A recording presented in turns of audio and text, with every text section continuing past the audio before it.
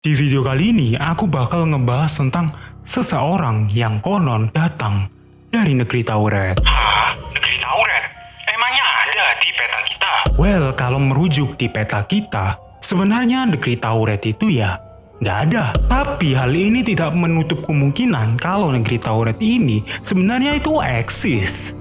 Tapi di dunia paralel, dalam cerita ini diceritakan kalau ada seseorang yang habis mendarat di Bandara Internasional Tokyo. Pria ini digambarkan sebagai pria berketurunan ras Kaukasia yang memiliki sebuah jenggot. Pria ini fasih dalam berbagai bahasa, termasuk Inggris, Jepang, dan mungkin tentunya Perancis. Karena dalam logat berbicaranya, orang ini terdengar seperti orang Perancis. Sampai sini ya, kita bisa simpulkan kalau orang ini ya orang normal. Nggak ada hal yang mencurigakan. Nah, kalau kalian berpikiran demikian, tunggu dulu.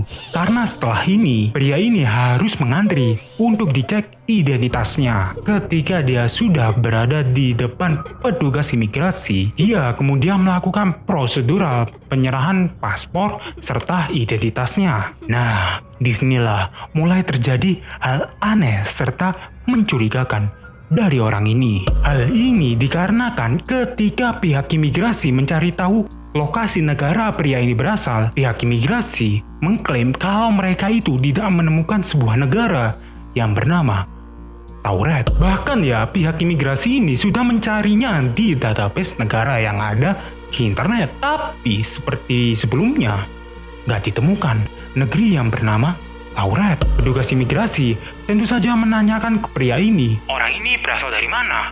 Kok paspornya ini berasal dari Tauret? Pria ini kemudian menjelaskan memang benar kalau dia ini berasal dari Tauret, seperti yang tertulis di paspor itu. Pihak imigrasi pun kebingungan karena menurut pengakuan orang ini, dia ini berasal dari negeri Tauret.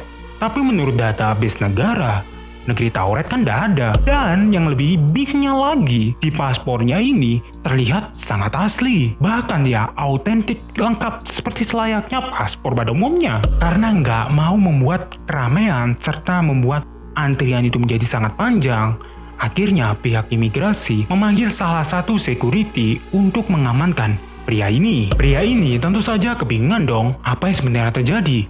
Kenapa dirinya tertangkap? Tapi ya sayangnya, orang ini tetap harus dibawa ke ruangan tersendiri untuk diinterogasi. Ketika diinterogasi, pria ini lagi-lagi menjelaskan negeri Tauret. Tapi para petugas security tentu saja kebingungan karena negeri Tauret seperti yang kita ketahui nggak ada. Tapi pria ini tetap ngeyel kalau negeri Tauret itu ada. Bahkan dia menjelaskan secara terperinci tentang budaya serta letak lokasinya. Daripada semakin membingungkan ya, akhirnya pihak security membawa sebuah peta untuk digunakan sebagai media menunjukkan lokasi negeri Tauret itu berasal dari mana. Pria itu kemudian menunjuk ke salah satu wilayah yang kini kita kenal sebagai bekas kerajaan Andorra. Pria ini tentu saja kebingungan kenapa negaranya ini disebut sebagai negeri Andorra. Padahal menurut keterangan pria ini, negeri Andorra ini tidak ada, melainkan negeri Tauret lah yang ada. Melihat hal ini, akhirnya terjadi adu bacot antara pria ini dengan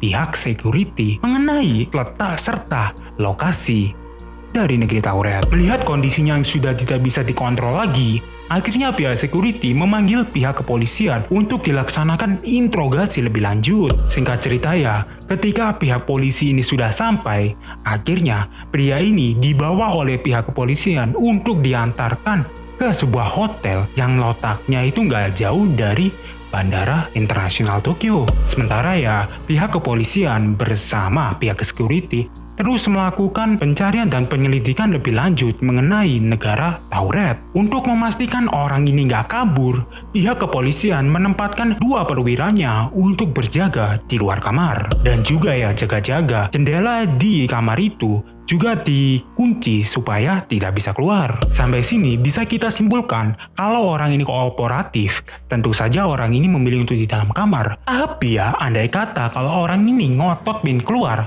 pasti keluar dari lewat mana? Kan semuanya sudah tertutup, lewat jendela sudah dikunci, lewat pintu depan ada penjaganya. Tapi ya sayangnya Keesokan paginya, ketika pihak polisi hendak menjemput orang ini, pria ini ditemukan menghilang lengkap bersamaan dengan barang-barangnya. Menyadari hal tersebut, pihak kepolisian kemudian melakukan penggeledahan di kamar itu. Tapi ya, menurut hasil penggeledahannya, nggak ditemukan tanda-tanda barang rusak ataupun bukti kalau orang ini sudah kabur. Pihak polisi pun semakin kebingungan dong, karena ya orang ini lenyap seketika tanpa adanya barang bukti. Dan hal yang lebih gilanya lagi adalah ketika barang bukti yang sedang dipegang oleh polisi berupa paspor dan data pribadi milik orang ini tiba-tiba ikut menghilang. Mungkin sampai sini dari kalian ini berpikiran kalau kejadian ini adalah ya sebuah tindak kriminal yang tersusun rapi hingga orang ini bisa kabur dengan sangat mulus. Tapi ya perlu kalian garis bawahi ya, pada saat itu gak ada tanda-tanda kalau orang ini sudah kabur. Ya ibaratnya dia orang ini ya lenyap gitu aja. Tapi ya aku sudah melakukan riset dan menemukan kalau ada salah satu teori yang cukup masuk akal. Jadi menurut teori ini, pria ini berasal dari bumi. Tapi yang aku maksud di sini adalah bumi yang bukan berasal dari bumi kita, alias bumi paralel. Buat kalian ya yang belum tahu dunia paralel itu apa, gampangnya itu ya, kalau di dunia paralel ini aku sebagai YouTuber yang menghibur kalian, mungkin di dunia sebelah ini atau dunia tetangga kita ini, aku mungkin menjadi sebuah presiden atau menjadi pedagang. Intinya, kita ini berada di satu realitas yang sama, tetapi dalam ruang waktu serta dimensi yang berbeda. Tapi ya sayangnya, teori ini tidak bisa dilanjutkan lebih lanjut, karena nggak ada follow up lebih lanjut mengenai kasus yang satu ini, bahkan dari pihak kepolisian Jepang. Melihat kondisinya ini, tentu saja banyak beberapa orang berpikiran kalau kejadian ini adalah hal yang dibuat-buat, alias hal yang palsu. Oh ya, by the way, aku sudah nyebarin beberapa easter egg untuk video kali ini ya. Kali aja nih, kalian sudah nemu salah satu easter egg. Boleh tuh kalian bisa komen di bawah untuk nunjukin menit keberapa dan easter egg apa. Karena kalau kalian sudah nemuin, bakal aku pin dan aku puji secara berlebihan. Tapi sekarang nih, coba kalian berpikir lebih dalam. Kalian percaya gak sih papan Ouija itu sebenarnya gak ada hubungannya dengan dunia mistis? Kalau kalian masih berpikiran demikian ya, mending kalian tonton video di sampingku ini. Karena aku sudah jelasin tuh, kalau papan Ouija ini sebenarnya adalah kebohongan yang dibuat oleh pembuatnya.